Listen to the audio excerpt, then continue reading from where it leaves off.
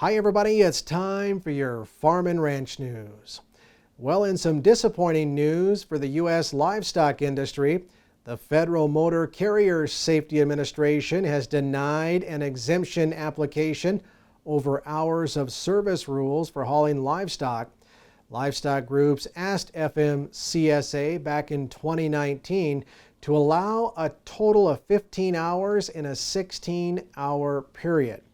Right now, livestock haulers are permitted to drive in an exemption zone of 150-mile radius to a destination that doesn't count towards those hours of service limits. Now, the livestock groups had requested to add the 15-hour drive limit outside of that 150 air-mile radius.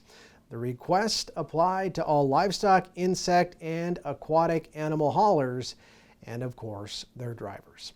In their request, the U.S. livestock groups had said that the maximum driving and on-duty limits under the hours of service rules could place livestock at risk and also impose more burdens on livestock haulers in rural areas of the country, including right here in Western Ag Network country.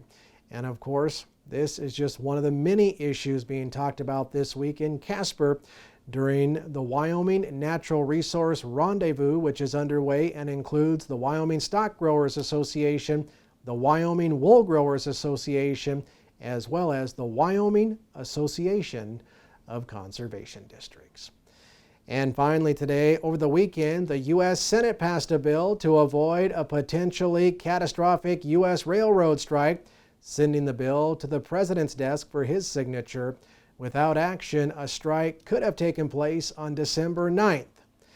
Now, National Association of Wheat Growers Chief Executive Officer Chandler Gould says, just like other commodities and U.S. livestock, a railroad strike would hit America's wheat farmers hard. 75% of all U.S. wheat at some point in its lifetime will be on rail at some point. So if we have a rail strike, you will be hitting 3/4 of the wheat that we produce, whether it's heading to the Pacific Northwest, if we're trying to get it to other mills across the United States.